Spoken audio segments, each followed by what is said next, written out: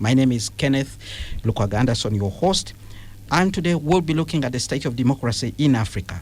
Well, on the 15th of this month, we will be commemorating the International Day of Democracy. Now, ahead of that day, a team of experts have been assembling here in Kampala for the last 3 days to discuss how issues are. And when you talk about democracy, you know, of course, it deals a lot with how the countries in the world are actually being governed. And with governance comes other things, including those that directly touch you. You choose leaders who use the resources, taxes that you pay in order to deliver to you services. So what is the state of democracy in Africa? And we shall even bring it back home in East Africa, in Uganda, as we reflect on the key issues that have come out of this particular meeting. Let me introduce the guests here who are in studio. Mr. Henry Muguzi, he is the Executive Director at the ACFIM, that's the Alliance for Finance Monitoring. He's the convener of this meeting that is here in Kampala. Good evening, and thank you very much for joining us, Mr. Muguzi. Yeah, good evening, listeners, and thank you, Kenneth, for having me. And then we have guests here in the studio who are coming from other countries. Let me introduce Peter Mwanangombe, Programs Director at the Christian Churches Monitoring Group in Zambia. Good evening, and thank you very much for joining us. Good evening, listeners, and thank you for having Zambia in the studio. Also in studio, Mr. Mule Musao. He is a coordinator, Eastern and Horn of Africa Election Observers Network. Good evening, and thank you very much for joining us. Good evening, and thank you for having me, and good evening, Uganda. All right, we expect another guest to join us. When he gets here, I will introduce him. But let's begin with Mr. Henry Muguzi, you the convener of this meeting. Give us a little bit of the background. What I know is that this meeting is in line with the International Democracy Day, which is commemorated every 15th of September. Let's begin from there. Why are these gentlemen in Kampala? So just to let you know that we as domestic election observers from across Africa come together under the one tent. And that tent is called African Election Observers Network, in a brief AFIONET. So we convened in Kampala this week, and we did so for a number of reasons. Yeah, first of all, we want to reinforce the significance of building electoral integrity. And the role of citizens. Remember, we are civil society members, and civil society is the closest you can get to the citizens. So we convened here to, underscore the significance of citizen observers in building electoral integrity. We have discussed quite a number of things, because this is now we have just completed day 3 and the final day. So we have spoken about a number of things, including the intersectionality between political finance integrity and electoral integrity. We have discussed the collaborative efforts that need to be at play for us to significantly reinforce and support the electoral management bodies. We have spoken about our own roles as citizen observers. Remember, we were declared and recognized as human rights defenders. And across Africa, we are seeing that our operating environment has become quite tense. We face a number of risks, so we've discussed that. But we have also discussed artificial intelligence and the role it can play in building electoral integrity. So we've been doing this. And so we have also come out with a communique, which we shall be communicating in due course. So it's not yet out. I was going to ask you whether there is a Kampala declaration, sort of some things that you have resolved to carry forward. I don't know. No, we have agreed to continue working continue working steadfastly in playing our roles as citizens. We know that electoral integrity cannot be achieved in Africa if our role as citizen election experts is missing out in the equation. All right. So we have agreed to continue with that, but also to continue mobilizing and coordinating ourselves across Africa in order to be able to speak as one voice and acting as one force. All right. Let me pick out some of the key highlights from the things that you've spoken, some of the key issues you've actually been focusing on. You've emphasized electoral integrity. If I picked you correctly, you mentioned this word 3 times, which means it's one of the core issues that you've been looking at. Let me go to Mr. Mule, who comes from the observers, bringing together the actors in the Horn and the eastern parts of the Africa. Election integrity. Why should we be concerned about it? What is the state of election integrity, and how does it connect to democracy? Thank you so much for the question. So, elections are conducted within certain parameters. Elections are conducted by observing certain standards. Elections are conducted using a certain framework. It's a framework which is agreed between the citizens and the government. It's a social contract issue. We put a framework in our constitutions, in our laws. We decide that we're going to observe a number of certain standards and regulatory frameworks that allow us to be able to conduct the elections and to ensure that then that elections stands the test of time. In other words, that we have an election which goes according to the wishes of the people who accept that as a way of choosing their leaders.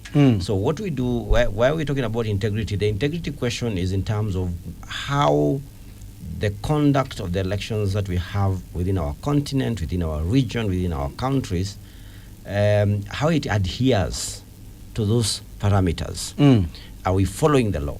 Are we doing an election? Are we conducting elections and even democratic practices which adhere to the law? Are we conducting electoral processes which ensure that there is fairness, that the citizen is the center of the activity, and that the citizen is accorded all accesses and the privileges that allow that individual to be able to participate effectively in an election, whether they are standing as candidates or whether they are voting as voters. So I think that's a question that we are asking ourselves, and that's why we look at it with different themes. For instance, Henry has talked about the question of campaign finance. Basically, that's a question of money in elections. Are we having does money create imbalances? Does it bring unfairness? Does it become an impediment to the conduct of free and fair elections or credible elections for that matter? And there are other parameters. Does disinformation, for instance, which could be brought about by such technology as artificial intelligence, does it affect? Does the breaking of laws, not having the right legal infrastructure, impede the conduct of credible elections? So those are the questions that we asking ourselves within that, and as watchers, as people, citizens, we want to know, we want to ensure that our electoral processes are conducted within that framing. So what picture do you see? Maybe let's bring it home closer. Let's look at East Africa and the Horn of Africa, where you operate from. In terms of election integrity, where are we? I think for us, the first port of call, if you want to question the issue of integrity, the first port of call is to ask ourselves, are the citizens within the East African region enjoying the full fruits of their democracy or their democratic experience in terms of, even when it comes to the elections? Are they able to participate in these elections in a free manner? Are they able to participate in this election in a manner that allows them their will or their sovereignty to be felt by those that they appoint in governance? And my answer, and my quick answer, just a quick scan across the entire region, whether that's Kenya, whether that's Uganda, whether that's Tanzania, or even when that is Rwanda and Burundi, I think we're still a long way off from satisfying that will of the people. So there's a lot of work that needs to be done, and there are examples. If you come to Kenya, for instance, where I come from, for the last 3 elections that we've conducted, they've been contested up to the highest level possible. And we envy you, Kenya. It's a good thing, of course. I think you get that feel when you interact with Ugandans. It's a good thing that we are able to contest the outcomes of our electoral processes. But the fact that we keep contesting is already telling you that the people or the citizens or quite a substantial constituency of those citizens are not exactly happy with how those elections have been conducted. Otherwise, we'd be very happy with just having an election commission which announces the election, and we are very happy and we go back to our houses. But we've been questioning, and there have been questions, very good questions. In 2017, we had an election which was nullified. Why was it nullified? It's nullified because there, as the court said, there are illegalities and irregularities. Those are now the integrity questions about the elections. If you go to the other countries, Tanzania had an election, I think, a few years ago, and they are having one this coming year. The last time we checked accreditation for observers, just the transparency of the process. There were issues. In Uganda, I think we had many observers being arrested on the eve of the elections. In Rwanda, we have a situation which, from where we sit as citizens, when we are liaising with our colleagues on the other side, which is not as transparent as we'd want it to be. So the issue is we'd want to see a process where the will or the right of the citizen, it can actually be felt, as one professor in Kenya usually says. We want a process where, when it comes to elections, we can actually be able to see how your vote, how that vote travels from your mind as you make the decision into an actual ballot that you pick, into the ballot box, and all the way to the counting and all the way to the outcome. You can actually see that process, because that one will ensure that you're very clear as far as the electoral process is concerned. Well, before I bring in the Southern Africa experience from Mwanangombe, I want to follow up quickly with you, Mr. Muguzi. You know, you people have been telling us, all the government of Uganda, you need to emulate Kenya, you need to emulate Tanzania, but we are hearing from a Kenyan who is also saying things are not well. So where should we go? Because even in Kenya, they are not satisfied with the processes. Yet we've been envious of them from time to time. We have had discussions here where you say, oh, Kenya, things are better. Oh, Kenya is heading in the right direction. Kenya is the taller of the dwarfs. Is it? So, yeah. You're changing your statement now. No, yeah. But what we know is this. That when it comes to democracy, you can never have what you can call a finished article. Democracy permanently is a work in progress. The U.S., which is a democracy that has been in place, entrenched over a century, you still have to see, they go through challenges. So I think in this region, one of the discussions we have made reference to is the report on electoral integrity globally. That report is called the Global Integrity Report of 2023. It says that Africa is home to countries with the lowest levels of electoral integrity. This is the very point where you see, even in Kenya, where we stand in Uganda and say, at least those are able. You see, the problem, the thing that makes Ugandans admire Kenya is that they're able to go to the ballot and change leadership. Because you see, for us, we have watched here Kenya change leaders many times. For us in Uganda, we know what is happening here. So we don't know when we will next change our leader. All right. So these are some of the things. It's about changing, not a process. But is it about the process the of fact changing that the leader? the fact that whether they change leaders or they don't, citizens still feel dissatisfied. All right. Tells you that we are still falling way off from the mark, from the house we would want to be at. All right. When it comes to electoral integrity. Let's now hear from the Southern Africa experience, Mwanangombe. I was looking at some statistics from the Africa in terms of democracy, and Zambia is highlighted among the countries that have made tremendous progress. But let's hear your experience from there when it comes to issues of election, generally Southern Africa. Well, thank you very much. And like Henry has said, that of course many people would admire Zambia, but Zambians themselves would want to aspire for greater things and would like to think of then the state of democracy in the country. Our measure of the state of democracy sits on a number of things. One is, how do you conduct your elections? Are they conducted in a transparent manner, in an inclusive manner, like he has said? But beyond that, how effective is also the court system? How independent are they? Institutions. From the executive? how strong is National Assembly, the parliament, in terms of enacting laws that actually save the citizens and not the interest of those that are in power. So you have those areas, the issue of the rule of law, right? The rule of law means to agree with even a broken law. But should you have a broken law and say you are adhering to the rule of law?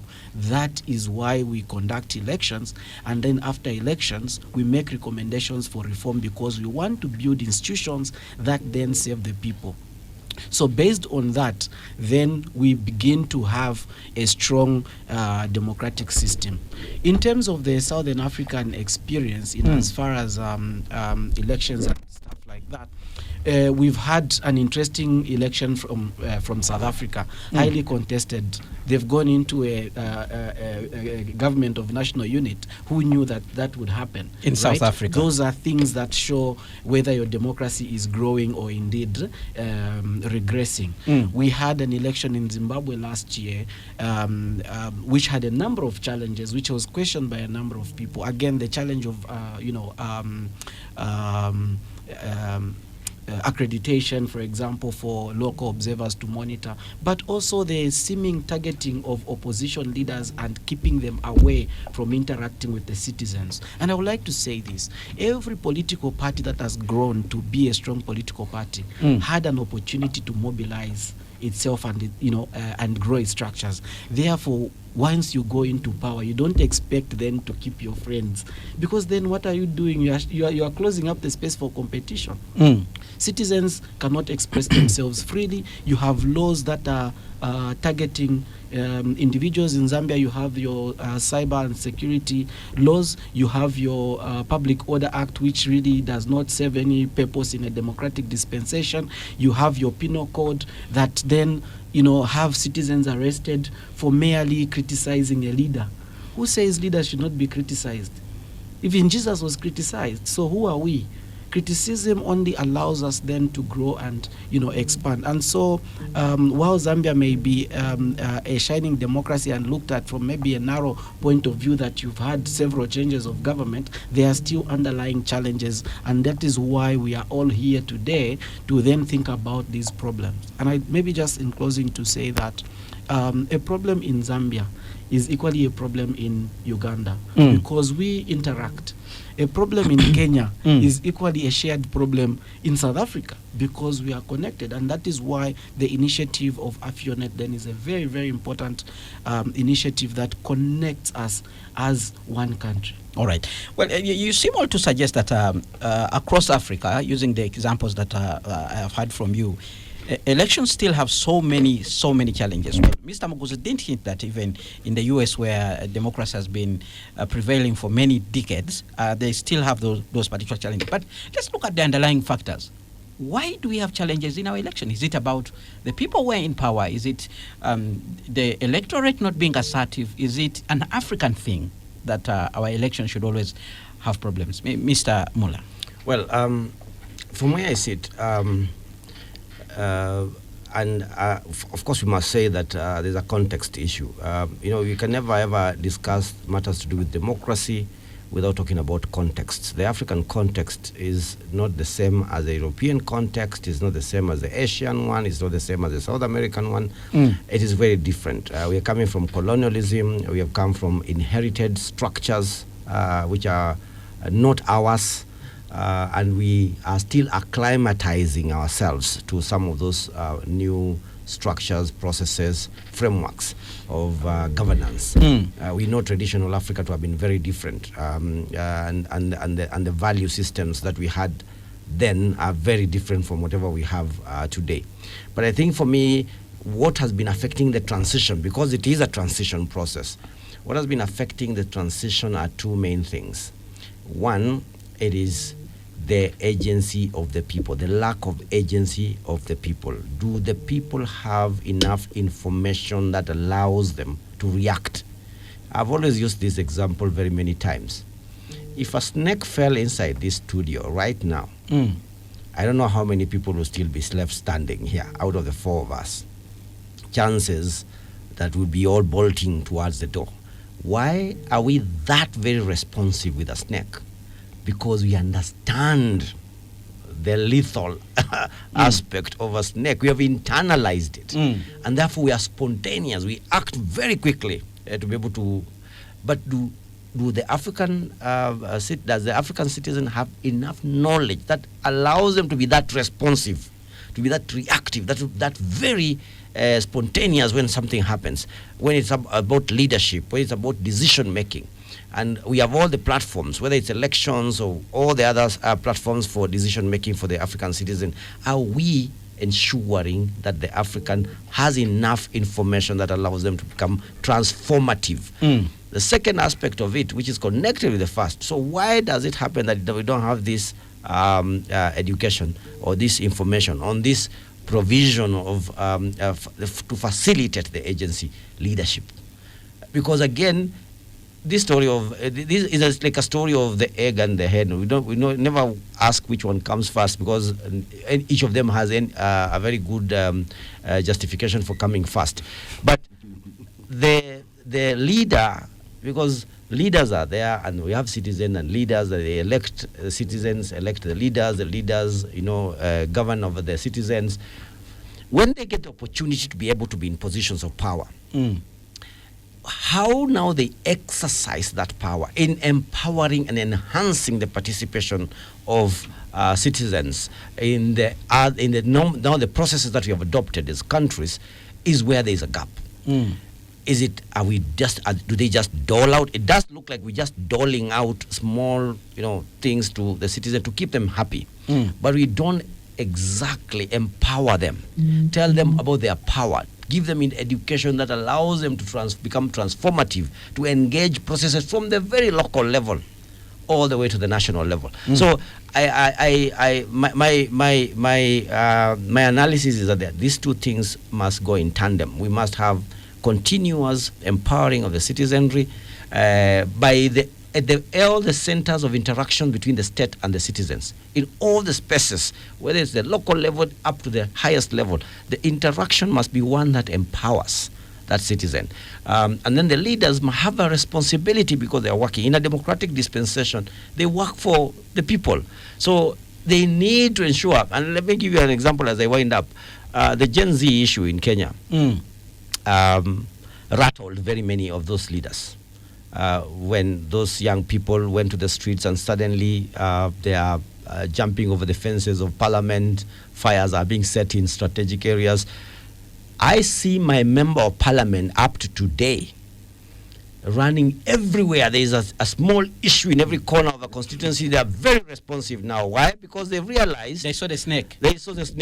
Basically. All right, Spectrum on Radio 1 FM 90. Let's go for a break now. When we return, we'll dig deeper into the issue of campaign financing, because it's one of the thematic area, one of the things that those watching the governance trends in Africa say continues to pull down all efforts that are being made to inculcate the culture of democracy, but also transparent and acceptable elections on the continent. Now stay tuned to Radio 1 FM 90. We'll continue after this break.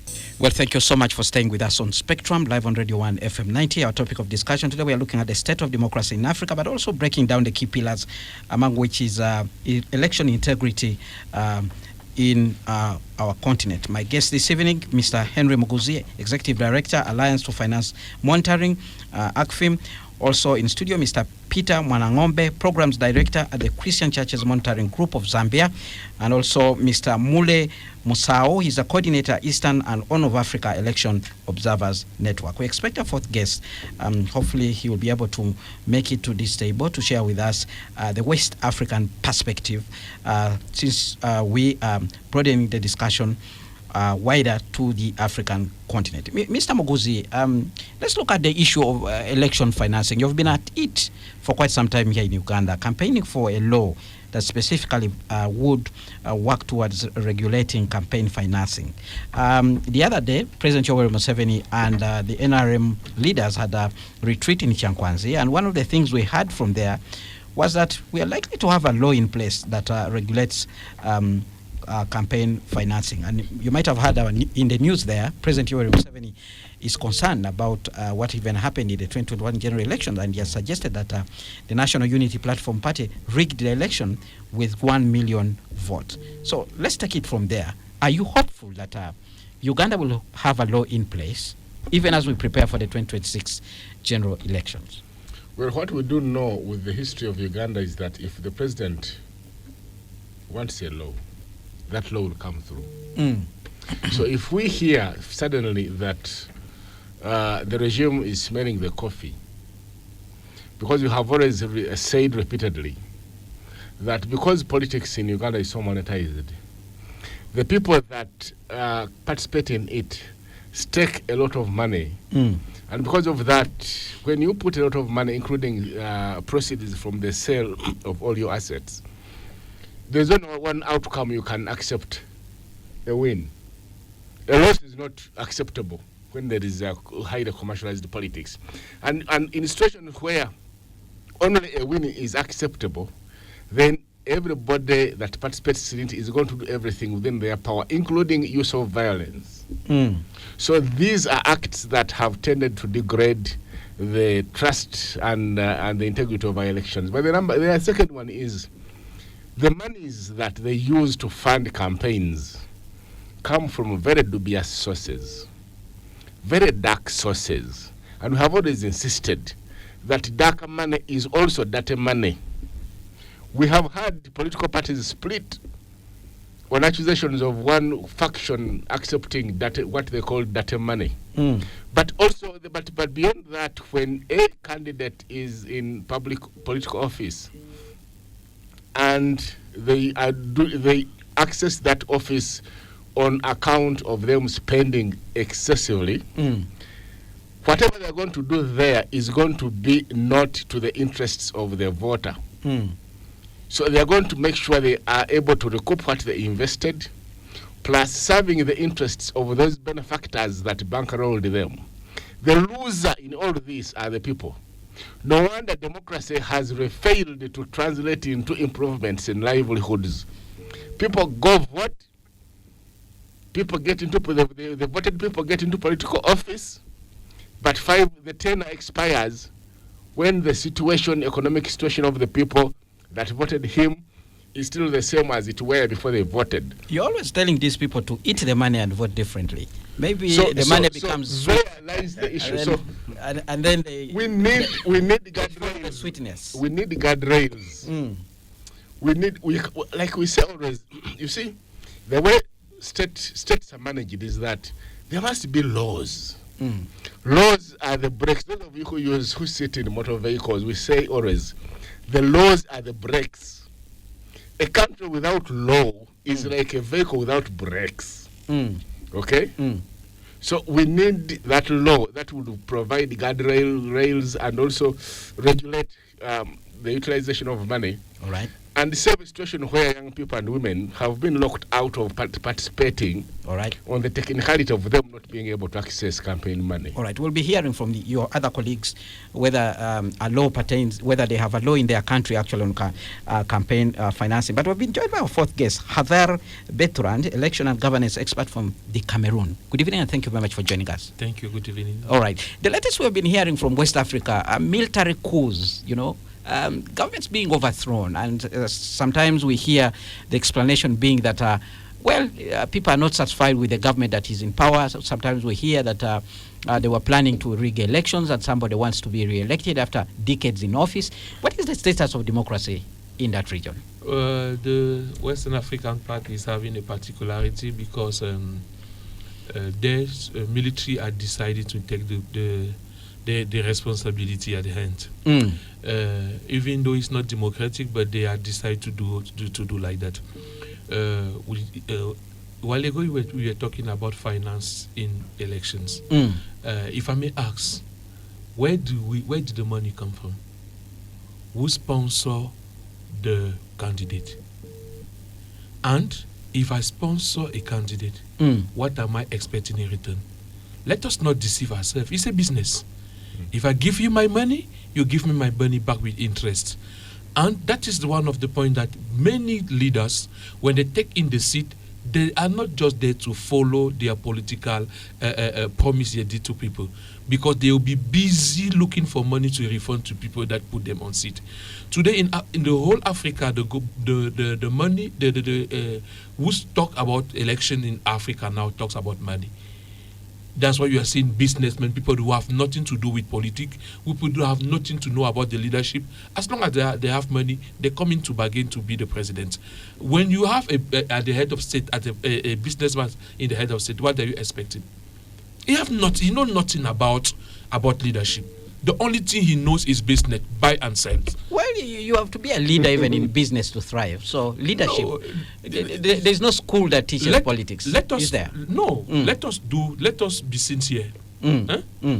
If you have a background of a businessman is buying and sell. In putting the money to have the interest. That is the input of a businessman. And now we have people who have leaders. Let me take an example. In those days, we were talking of people like Thomas Sankara. Those were leaders. Even though he was a military. A leader is someone that has the ideas of his population. The ideas where he wants to take. Today, my population is at point A. I want to bring it to point B. You see, that is the mindset of somebody that wants to lead people.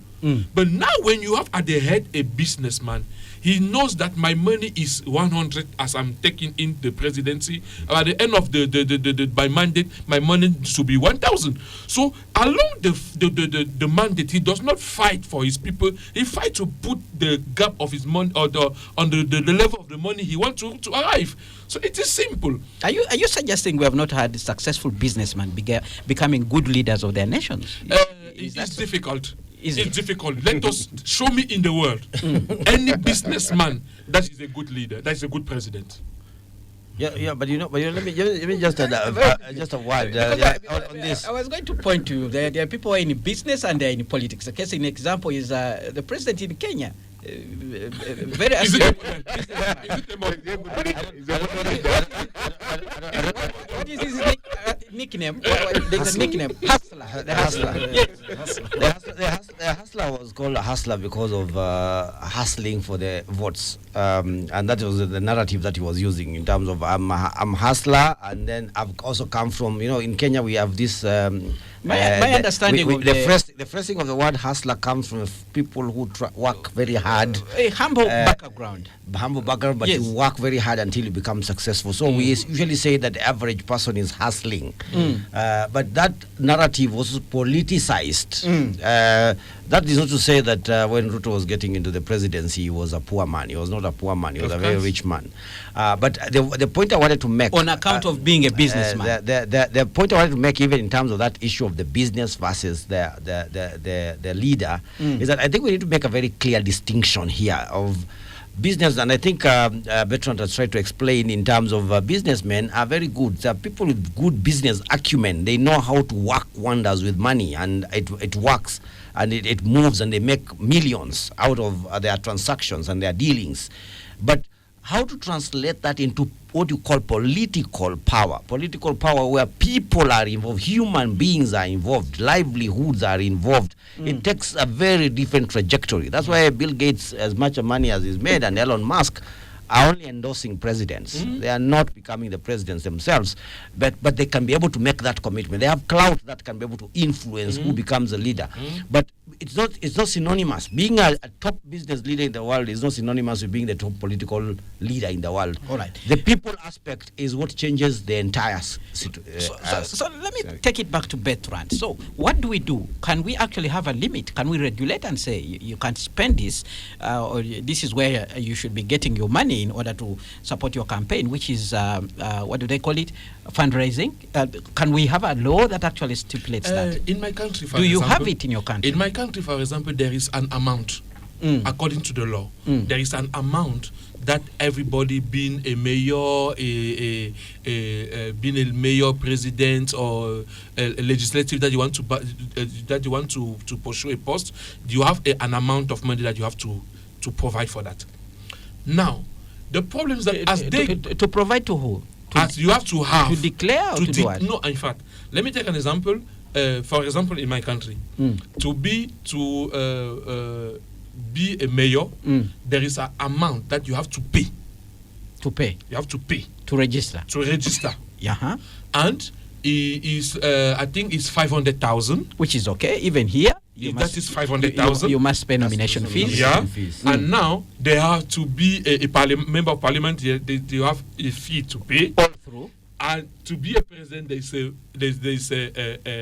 fee to pay. But as the day goes by, they are increasing the price. They are making sure that the poor have nothing to say in politics. All right. And that is the vision they are giving to politics in Africa. Okay. So they are just making sure, because like to have 500,000, you can go to your family and everybody contribute, and you have the 500,000 easily. But now, as they are living from 500,000 to 5 million, all right, it's not easy to gather the 500,000. Where are you going to get the 5 million? They are just putting discrimination about the societies. All right, that is understood. But we want to hear about a law that says, Bertrand, you can't spend beyond this. And this is how you should collect your money that you're going to use in the campaigns. Do you have a law that says we that? have a law that says that. We even have a chamber that have to guard it. We call it chamber of account. But it's not working. It's not working. Let me take an example. There are some countries where when you want to reposition yourself in the office that you were before, you drop the office for 3 months before the elections. But in different countries, in much of countries in Africa, we don't do that. You see, the outgoing president will still remain the president until even the day of election. He's still having all the privilege of the president. He's still having all the privilege of the president. Meanwhile, he's not more a president. He's a candidate. He must submit to the law. And that's why you see the expenditure will never be the same. Because if the outgoing president is still going is still going in for the elections, and let us say that the magistrate of the chamber of account has been appointed by the president, and they call him to come and make the accountability.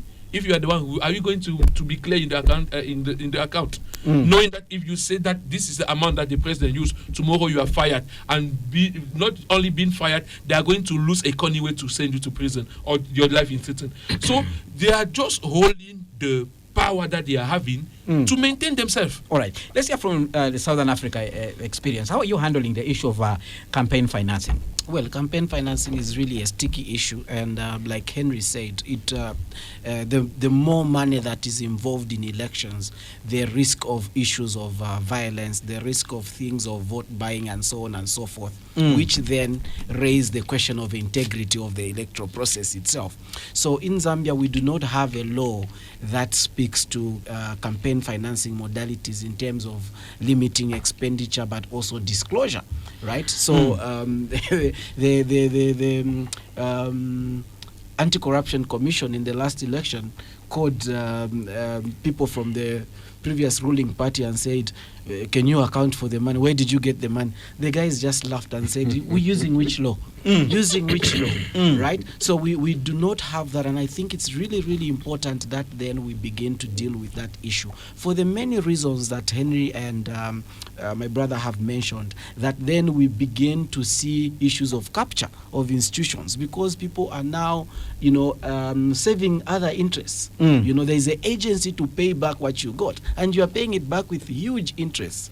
You have companies that bake bread now constructing roads. Why? Because they gave you money, and now you have to pay them back. Yeah. You have in the country a company registered 2 weeks. Is registered today. In the next 2 weeks, it gets a contract of $52 million to supply medicines in hospital. With what experience? With what track record? Right? So those are indications of how he who pays the piper calls the tune. And now when that happens, then you begin to see these people collecting, huge sums of money. But also, it means that the people that surround the president can also become a bit powerful. This is why you see that ministers can go around breaking the law, be involved in corruption, and nothing happens to them. It's because then the president or the presidency is indebted to certain individuals that then control the system, and that is very bad for democracy. All right. Now, let's try to look forward. Having sat in Kampala all these days and discussed some of these issues, you seem to arrive at a conclusion that indeed the challenges persist many years, even after many countries have gotten independence. So, how do we address this? What's the best way forward for African countries to actually build that culture of democracy, inculcate that culture of democracy, where elections are acceptable, where somebody is defeated, they walk out of offices, where elections are embraced instead of military coups, Bertrand, and where we all look forward and say, indeed, the change of leadership is bringing benefits to the citizens in terms of social services and the aspirations that they are looking for. I'll begin with you, Mr. Muguzi, and do not forget that in 2026 we have elections coming, and already activities are underway to prepare for this process. So, thank you very much, Kenneth. I think we have spoken about this many times, and you get to see that what is left is for the citizens to understand and appreciate that they actually have the capacity to decide who gets to lead them. They know our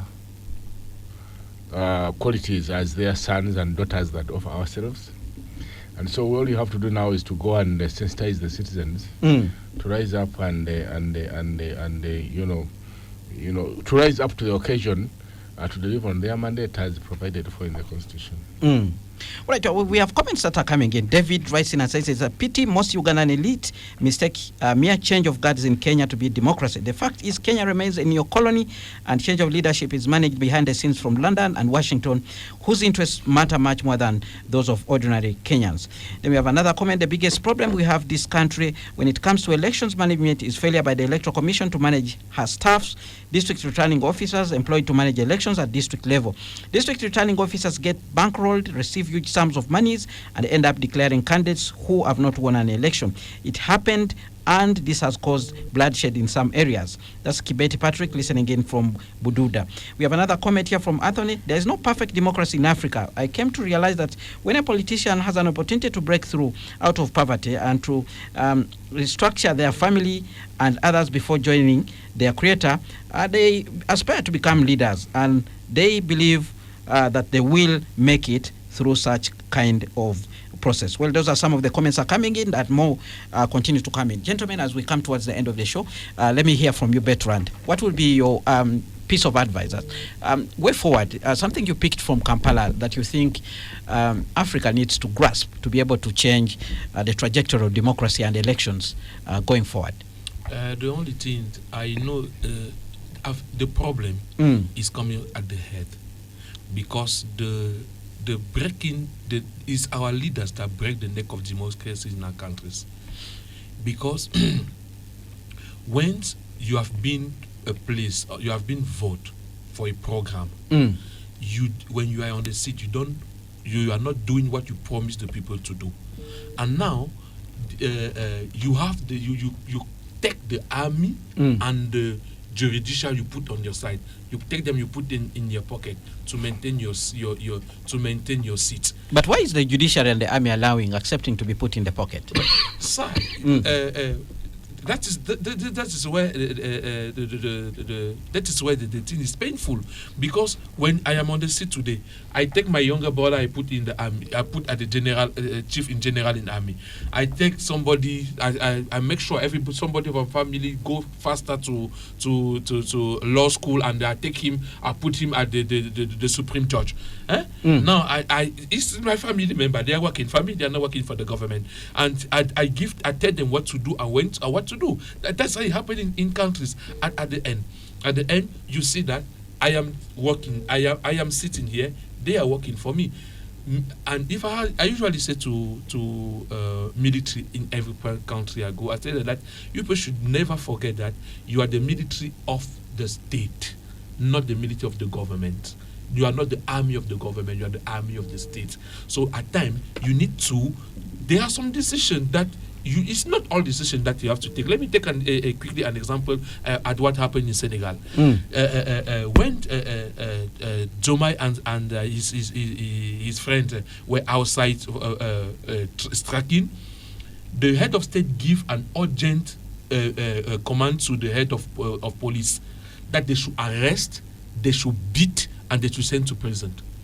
He says the law says they have the right to strike. Do you know what happened? The following day he was fired. Not, I said the following day he was fired because he replied to the head of state that the law said they have the right to aspire to demonstrate. They are not breaking, they are not breaking, they are not killing people. They have the right of demonstrate. The following day he was fired. So there are some people who can still have that boldness to say no. And there are some people that when the head of state will just say, when they are just going to receive the message, they are just going to enter and obey. All right. Very quickly, your closing remarks as we come to the end, Mwalangombe from Zambia. Yeah, well, I think for me, really, it's to just buttress the points raised by Mule in terms of when the snake drops and what happens. And, you can only realize what a snake can do if you have knowledge of what a snake can actually do. So without that knowledge, then it is difficult for you to actually make that judgment. My point being that we need then now to center everything around the citizenry, because these are the people that we serve. We build schools so that citizens can go to school.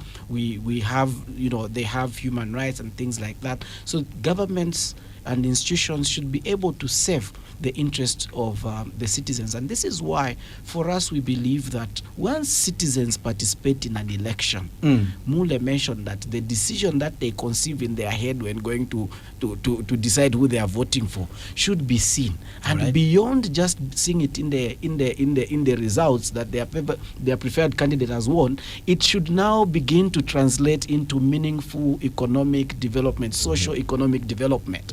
And we need to ensure that citizens then begin to realize the connection between the ballot cast and their livelihood. All right. Mr. Mule. A happy Africa and a satisfied Africa is happy and satisfied for everyone, including the leaders. Nobody is going to be left out. So this issue of as if some people stand to benefit if we skew things does not make sense. We can all work towards one happy continent and where everybody is happy and satisfied. And we need to do three things. I'll not repeat the issue of citizen agency because for me that's the first thing, that citizens must be empowered to be able to participate in these processes. The second issue is about our institutions, and he's given a very good example. Our institutions must be strong. People must be able to speak out. We must make them independent of these other levers of power which keep trying to press them down. We have police, we have the election management bodies, we have the judiciary. They need to work independently to deliver on their mandate. And lastly, the leaders. Again, a very good example from Senegal and Bertrand, when he says that there is a police head of state head of the police who says, I'm going to follow the law. In Kenya, we have had this number of people. We have judges who basically go against the president, and we are still standing. I was invited to Zimbabwe to speak after the nullification of the elections in 2017, and they were asking me, "Are you seeking an asylum?" I said, "No. We have a strong person who has said, or a strong bench which says we have nullified the election, and we are going to stand, and we're going to go and stand with that person." I think African sons and daughters who are in positions of power, in whatever institution they may be in, they need to stand up to be counted. We are people of integrity, just like the Burkina Faso, call themselves the land of upright people. We are a continent of upright people. We need to stand up to be counted. All right, I have a very final a few seconds, Mr. Muguzi. Now, after the Kampala summit, where do you take the declaration? Where do you take the declaration that you've made, the communique that you come out with? Does it feed into the African government policies and plans, Do you use it as an advocacy tool? What do you do? Very quickly in 30 So we are minutes. going to engage at different levels. At African Union level, we shall engage. At regional economic community level, we shall engage. We shall also engage at country level in our respective countries. All right. When we get back. All right. With that, we come to the end of this discussion. Thank you very much, dear gentlemen, for coming here to share perspectives about democracy and elections in Africa. It's a pleasure hosting you. Hopefully, when you come back to Uganda sometime, we'll have a deeper discussion. Well, thank you very much, dear listeners, for contributing to this show. I've been your host, Kenneth Lukwago Anderson. Up next, we have the news in English. Thereafter, we'll have the Soul Train with BB Junior.